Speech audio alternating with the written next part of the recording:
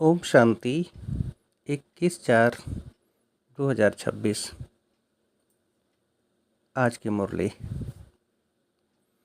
मीठे बच्चे, ज्ञान सागर बाप आए हैं तुम बच्चों के सम्मुख ज्ञान डांस करने। तुम होशियार सर्विसेबल बनो तो ज्ञान की डांस भी अच्छी हो। प्रश्न: संगम युग पर तुम बच्चे अपने में कौन सी हॉबी यानी आदत डालते हो? उत्तर: याद में रहने की। यही है रूहानी हॉबी। इस हॉबी के साथ साथ तुम्हें दिव्य और अलौकिक कर्म भी करने हैं। तुम हो ब्राह्मण, तुम्हें सबको सच्ची सच्ची कथा ज़रूर सुनानी है। सर्विस के भी तुम बच्चों में हॉबी होनी चाहिए। गीत धीरज धर मनुआ। ओम शांति। जैसे कोई हॉस्पिटल में बीमार होते हैं तो पेशेंट दुख से छूटने की आस रखते हैं। डॉक्टर से पूछते हैं क्या हाल है, कब बीमारी छूटेगी। वह तो सब हैं हद की बातें, यह है बेहद की बात। बाप आकर बच्चों को राय देते हैं। यह तो बच्चे जान चुके हैं कि बरोबर सुख और दुख का खेल है। यूँ तो तुम बच्चों को सतयुग में जाने से भी जास्ती फ़ायदा यहाँ है, क्योंकि जानते हो कि इस समय हम ईश्वरी गोद में हैं, ईश्वरी औलाद हैं। इस समय हमारी बहुत ऊंचते ऊंच गुप्त महिमा है। मनुष्य मात्र बाप को शिव, ईश्वर, भगवान भी कहते हैं, परंतु जानते नहीं हैं, बुलाते रहते हैं। ड्रामा अनुसार ही ऐसा हुआ है। ज्ञान और अज्ञान दिन और रात गाते भी आते हैं, परंतु तमो प्रधान बुद्धि ऐसे बन गए हैं जो अपने को तमो प्रधान समझते ही नहीं हैं। किसकी तकदीर में बाप का वर्षा हो तब तो बुद्धि में बैठ सके। बच्चे जानते हैं कि हम बिल्कुल ही घोर अंधियारे में थे। अब बाप आया है तो कितना सोजरा मिला है। बाप जो नॉलेज समझाते हैं वह कोई भी वेद शास्त्र ग्रंथ आदि में नहीं है, वह भी बाप सिद्ध कर बताते हैं। तुम बच्चों को रचता और रचना के आदि मध्य अंत की रोशनी देता हूँ। वह फिर प्राय लोप हो जाती है। मेरे बगैर फिर किसको ज्ञान मिल न सके, फिर यह ज्ञान प्राय लोप हो जाता है। समझ में आता है कि कलयुग पास्ट हुआ, फिर 5000 वर्ष बाद रिपीट होगा। यह है नई बात, यह तो शास्त्रों में है नहीं। बाप तो यह नॉलेज सभी को एक जैसी पढ़ाते हैं, परंतु धारणा में नंबरवार हैं। कोई अच्छे सर्विसेबल बच्चे आते हैं तो बाबा का डांस भी ऐसा चलता है। डांसिंग गर्ल के आगे देखने वाले बहुत शौकीन होते हैं, तो अभी खुशी से बहुत अच्छा डांस करती है। थोड़े बैठे होंगे तो कामन रीति से थोड़ा डांस करेंगी। वाह वाह करने वाले बहुत होंगे तो उनका भी उल्लास बढ़ेगा। तो यहाँ भी ऐसे है। मुरली सब बच्चे सुनते हैं, लेकिन सम्मुख सुनने की बात और है ना। यह भी दिखाते हैं कि श्री कृष्ण डांस करता था। डांस कोई वह नहीं, वास्तव में है ज्ञान की डांस। शिव बाबा खुद बताते हैं कि मैं ज्ञान की डांस करने आता हूँ। मैं ज्ञान का सागर हूँ। तो अच्छी अच्छी पॉइंट्स निकलती हैं। यह है ज्ञान की मुरली, काठ की मुरली नहीं है।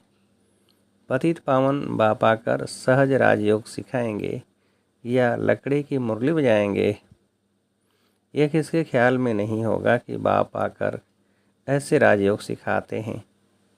अभी तुम जानते हो बाकी कोई भी मनुष्य मात्र को यह बुद्धि में आ न सके। आने वालों में भी नंबरवार पद पाते हैं।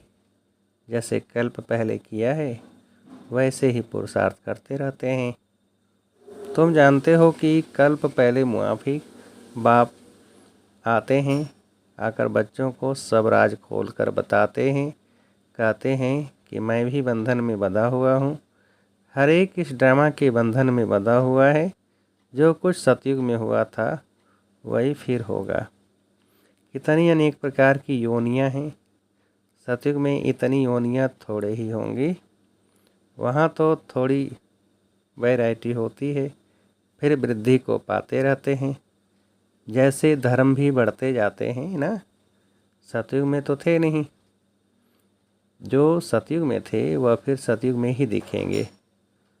सतयुग में कोई भी छीछी गंध करने वाली चीज़ हो न सके। उन देवी देवताओं को कहते ही हैं भगवान भगवती। और कोई खंड में कभी भी किसको गॉड गॉडेज कह नहीं सकते। वह देवताएं जरूर हेवन में राज्य करते थे। उनका देखो गायन कितना है। तुम बच्चों को अभी धीरज आ गया है। तुम जानते हो हमारा मर्तबा कितना ऊंच है, वह कम है। हम इतनी मार से पास होंगे। हर एक अपने को समझ तो सकते हैं ना कि फलाना अच्छी सर्विस कर रहा है। हाँ, चलते चलते तूफान भी आ जाते हैं। बाप तो कहते हैं कि बच्चों को कोई भी ग्रहचारी तूफान आदि न आए। माया अच्छे अच्छे बच्चों को भी गिरा देती है। तो बाप धीरज देते हैं, बाकी थोड़ा समय है, तुमको सर्विस भी करनी है। स्थापना हो गई फिर तो जाना ही है। इसमें एक सेकंड भी आगे पीछे नहीं हो सकता। यह राज बच्चे ही समझ सकते हैं। हम ड्रामा के एक्टर्स हैं। इसमें हमारा मुख्य पार्ट है। भारत पर ही हार और जीत का खेल बना हुआ है। भारत ही पावन था। कितनी पीस प्योरिटी थी। यह कल की ही बात है। कल हमने ही पार्ट बजाया था। 5000 वर्ष का पार्ट सारा नोदा हुआ है।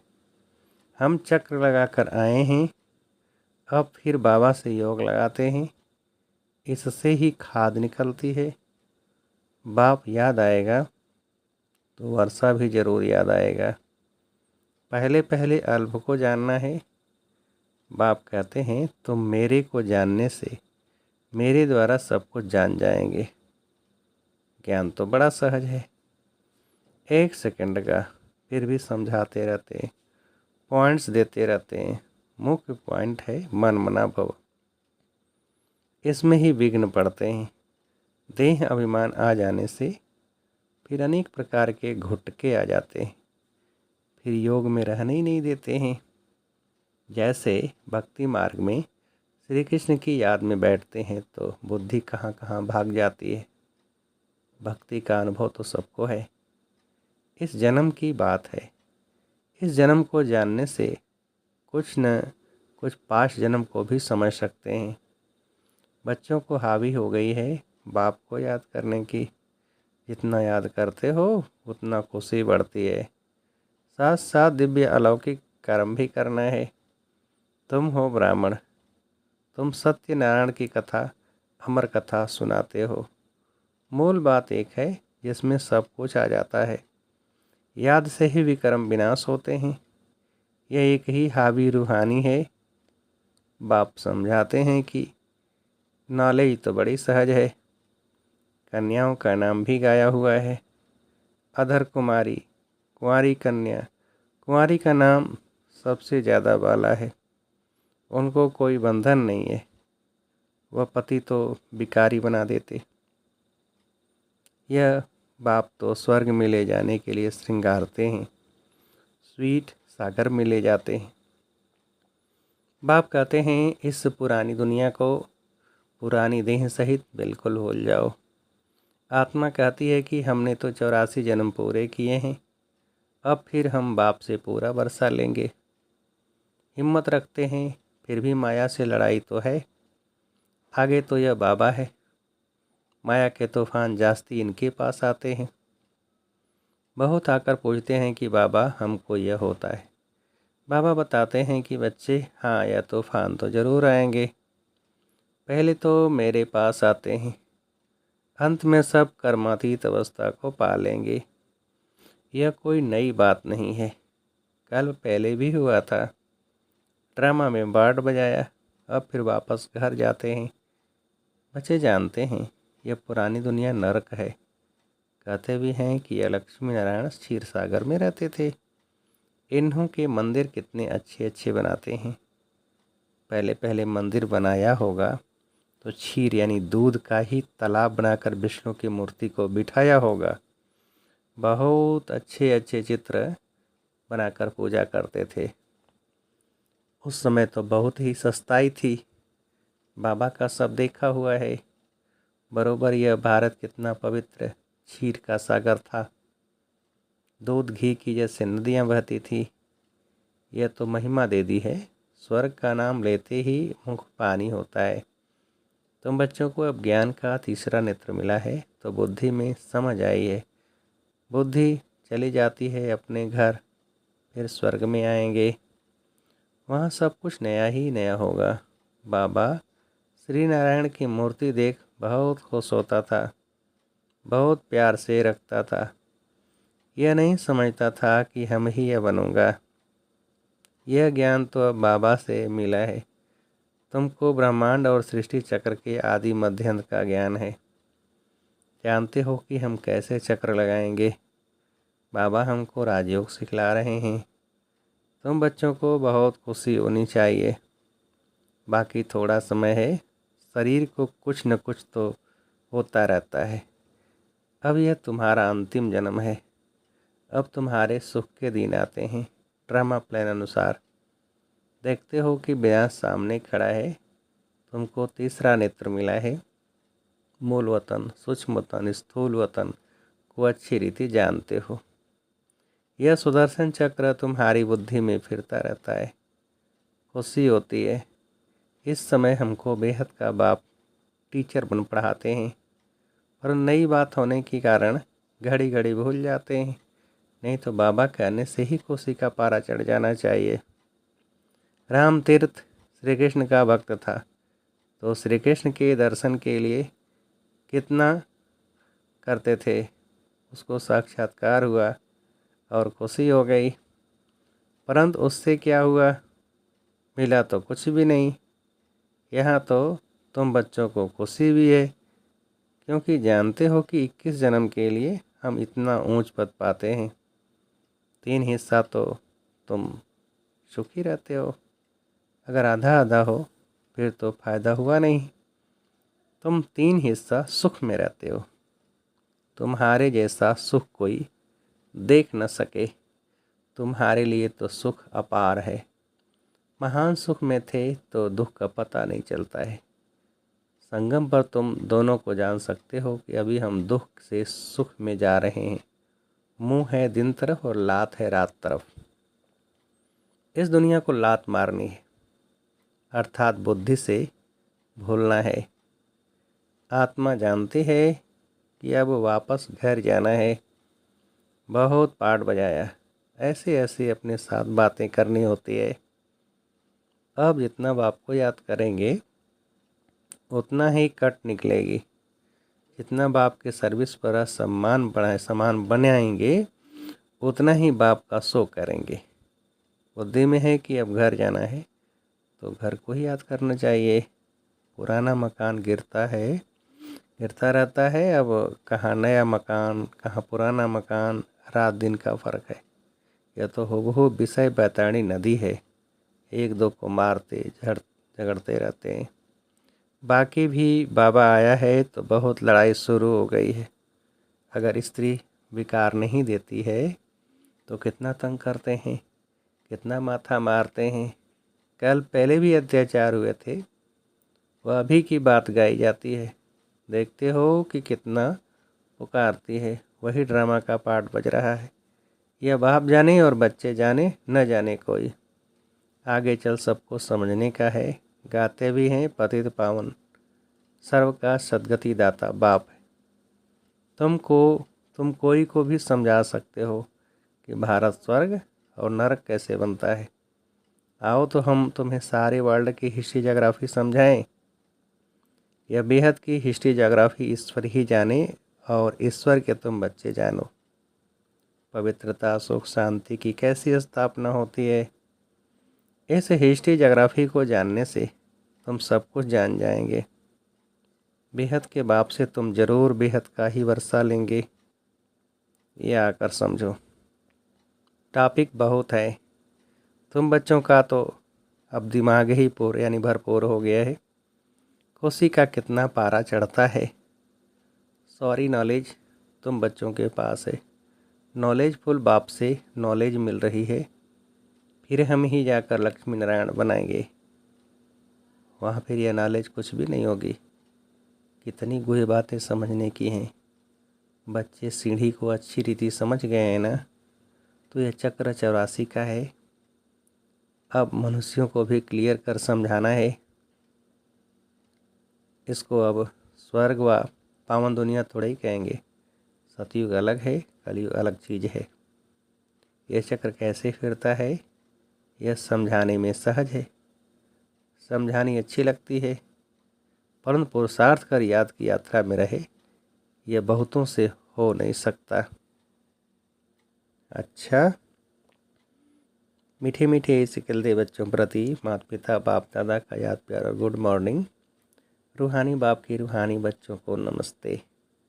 हम रूहानी बच्चों की रूहानी बाप को नमस्ते। धारणा के लिए मुख्य सार पहली पॉइंट। इस पुरानी देह और दुनिया को बुद्धि से भूल बाप को और घर को याद करना है। सदा इसी खुशी में रहना है कि अभी हमारे सुख के दिन आए कि आए। दूसरी पॉइंट, नॉलेजफुल बाप से जो नॉलेज मिली है उसका सिमरण कर दिमाग को भरपूर रखना है। देह अभिमान में आकर कभी भी किसी प्रकार का घुटका नहीं खाना है। वरदान, सदा एक रस स्थिति के तख्त पर विराजमान रहने वाले बाप दादा के दिल तख्त नसीन भव। विस्तार, सभी से श्रेष्ठ तख्त बाप दादा के दिल तख्त नसीन बनना है, लेकिन इस तख्त पर बैठने के लिए अचल अडोल एक रस स्थिति का तख्त चाहिए। अगर इस स्थिति के तख्त पर स्थित नहीं हो पाते तो बाप दादा के दिल रूपी तख्त पर स्थित नहीं हो सकते। इसके लिए अपने भ्रिकुटी के तख्त पर अकाल मूर्त बन स्थित हो जाओ। इस तख्त से बार बार डगमग न हो तो बाप दादा के दिल तख्त पर विराजमान हो सकेंगे। स्लोगन, शुभ चिंतन द्वारा निगेटिव को पॉजिटिव में परिवर्तन करो। यह व्यक्ति सारे महान बनने के लिए मधुरता और नम्रता का गुण धारण करो। ब्रह्मा बाप अपने हर बच्चे के चेहरे पर एक तो सदा रूहानियत की मुस्कुराहट देखना चाहते हैं, दूसरा मुख से सदा मधुर बोल सुनना चाहते हैं। एक शब्द भी मधुरता के बिना नहीं हो। चेहरे पर रूहानियत हो, मुख में मधुरता हो और मन बुद्धि में सदा शुभ भावना, रहम दिल की भावना, दातापन की भावना हो। हर कदम में फॉलो फादर हो। यही पालना का रिटर्न दो। अच्छा, ओम शांति।